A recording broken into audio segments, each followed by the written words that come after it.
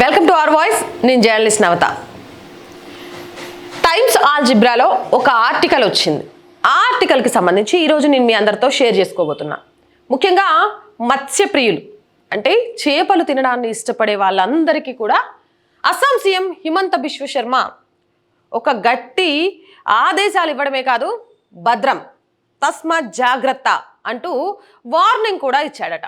అసలు ఏం జరిగింది ఏంటి అనేది ఈ ఆర్టికల్ని చూస్తే మియా ముస్లిమ్స్ అనే వాళ్ళు ఆ దగ్గర చేపలు కొనొద్దు అనే విషయాన్ని అస్సాం సీఎం హిమంత బిశ్వ శర్మ చాలా గట్టిగా చెప్పారట. కారణం ఏంటి అంటే ఈ మియా ముస్లిమ్స్ అనే వాళ్ళు యూరియాని, చేపల్ని నిల్వ చేయడానికి యూరియాని యూజ్ చేస్తున్నారట. ఆ యూరియాని యూజ్ చేయడం వల్ల లాస్ట్ 4 years నుంచి ఇవన్నీ జరుగుతున్నాయట.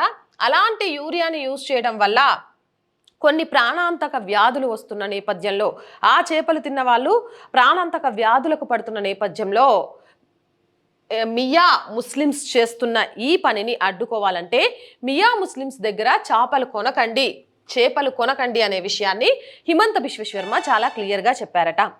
ప్రతి ఫుడ్ని కూడా ఫ్రీజర్ చేయడానికి కొంత పరిణామంలో కొన్ని కెమికల్స్ వాడటము, ఐస్ వాడటము ఇలాంటివన్నీ మనకు చేస్తారనే విషయం తెలుసు. కానీ మియా ముస్లిమ్స్ ఎస్పెషల్లీ వాడాల్సిన దానికంటే కూడా ఎక్కువ యూరియాను వాడుతున్నారట.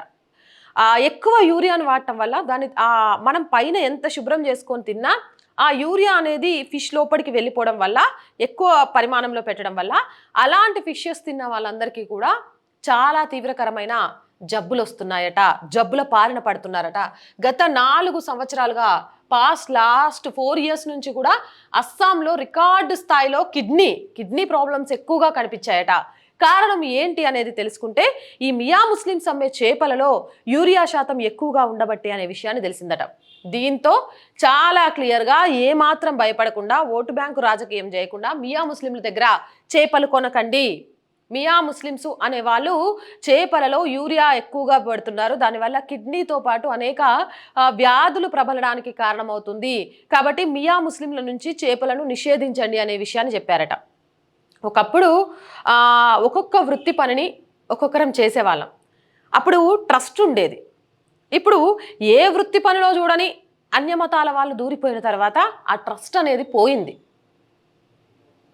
చేపలు పట్టే వాళ్ళను ఒక ఏమంటారు వర్ణం, కుండలు చేసేవాళ్ళు ఒక వర్ణం, ఇలా వర్ణాలు ఉండేవి భారతదేశంలో, అంతేగాని కులాలు లేవు. బ్రిటిష్ వాడు ఎప్పుడైతే వచ్చి వర్ణాన్ని పక్కన పెట్టి కులాన్ని తీసుకొచ్చి కుల వివక్షత అనే పదాన్ని జోడించిండో, మన హిందువులం ఎక్కువగా ఉండబట్టి కులాన్ని మన మెదడులోకి జొచ్చుకొని నేను ఈ కుల పని చేయబట్టేగా నన్ను కులపోడు అంటారు, నన్ను ఈ కులమోడనే కదా తక్కువ చూస్తాను అని కుల వృత్తుల్ని వదిలిపెట్టేస్తున్నారు. దాంతో అన్యమతస్థులు అదే కుల వృత్తుల్లో దూరిపోయి, సరే కుల వృత్తుల్లో దూరకపోవడం పక్కన పని అయితే ఎవడైనా ఒక పని చేసుకొని బతకాలి, తప్పులేదు. అలా పని చేసుకొని బతకకుండా వీళ్ళు ఏకంగా ఎదుటోళ్ళు ప్రాణం పోవడానికి, వ్యాధుల పాలవడానికి కూడా కారణమవుతుండ్రు. దీనికి అంతటికీ కారణం ఏంటి అంటే అంతరించిపోతున్న కుల వృత్తులు, అంతరించిపోతున్న ఉపాధులు. వాటిని గనక సక్రమంగా నిర్వర్తించగలిగితే ఈరోజు ఇలాంటి ప్రాబ్లమ్సే రావు. ఒకటి గుర్తుపెట్టుకోండి, వీధి ఊడ్చే మున్సిపల్ సిబ్బంది నుంచి దేశాన్ని పాలించే ప్రధాని వరకు మనిషి వారి వృత్తులను బట్టి పనిచేస్తారు తప్ప వృత్తిని బట్టి మనిషికి విలువ ఇవ్వద్దు. దేశ ప్రధాని ఎవరైనా కాగలుగుతారేమో కానీ కరోనా టైంలో వీధులు శుభ్రం చేస్తూ ఎదుటివారి ఆరోగ్యం గురించి ఆలోచించడం అతి కొద్ది మందికే సాధ్యమవుతుంది, వాళ్ళే మున్సిపల్ సిబ్బంది. ఎప్పుడైతే మీరు పనిని బట్టి కాకుండా మనిషిని బట్టి విలువ ఇస్తూ ఉంటారో అప్పుడు వారి చేతి వృత్తులు చేసుకోవడానికి చాలామంది మళ్ళీ తిరిగి ముందుకు వస్తారు. ఉద్యోగం చేయడం కంటే వ్యాపారమే చాలా మంచిది అని తెలుసుకుంటారు. అలాంటప్పుడు ఇగో ఈ మియా ముస్లిమ్స్ లాంటోడు ఇంకొకడు హిందువులతోనో, ఎందుకంటే ఎక్కువ వీళ్ళు అమ్మేది కూడా హిందువులకే అమ్ముతారు, హిందువుల ప్రాణాలతో చెలగాటం ఆడడానికి ఆస్కారం ఉండదు. కాబట్టి హిమంత బిశ్వ శర్మ గారు ఏకంగా మియా ముస్లింల దగ్గర చేపలు కొనొద్దు అని చెప్తే నేనేం చెప్తానంటే చేతి వృత్తులు చేసుకునే వారిని ఆదరిద్దాం, చేతి వృత్తుల వారిని రెస్పెక్ట్ చేద్దాం, చేతి వృత్తుల వారిని ప్రోత్సహిద్దాం. అప్పుడు మన వ్యాపారాలను విస్తరించుకోవడం మొదలు పెడితే ఇలాంటి వాళ్ళ తోకలు కట్ చేయొచ్చు. మీరేమంటారు? కామెంట్ సెక్షన్లో పెట్టేయండి. మోర్ వీడియోస్ కోసం మన ఛానల్ వెంటనే సబ్స్క్రైబ్ చేయండి. ఈ వీడియో నచ్చిందా? లైక్ చేయండి, షేర్ చేయండి, సపోర్ట్ చేయండి. అండ్ మీ అందరికీ తెలుసు, మళ్ళీ చెప్తున్నాను, ఈ ఛానల్కి ఆర్థికంగా మీ అందరి చేయూత చాలా చాలా చాలా అవసరం. ఈ ఛానల్ని నిలుపుకోవడానికి ఒక అమ్మాయిగా నేను చేస్తున్న ప్రయత్నానికి మీ అందరి సహకారం కూడా అంతే ముఖ్యం. సహకారం అందించాలి, ఆర్థికంగా చేయూతగా నిలవాలి. మళ్ళీ చెప్తున్నా, బ్రేక్ ఈవెన్కి చేరుకునే వరకే మీ అందరి సహాయాన్ని కోరుతా. ఆఫ్టర్ బ్రేక్ ఈవెన్కి చేరుకున్న తర్వాత ఏ సహాయం లేకుండా మన ఛానల్ని నడిపించడమే కాదు, మన ఛానల్ ద్వారా కూడా 4 సహాయ కార్యక్రమాలని కూడా చేస్తానని మాటిస్తున్నాను. సహాయం చేయాలి అనుకునేవారు సబ్స్క్రిప్షన్ పక్కనే జాయిన్ అనే ఆప్షన్ ఉంటుంది.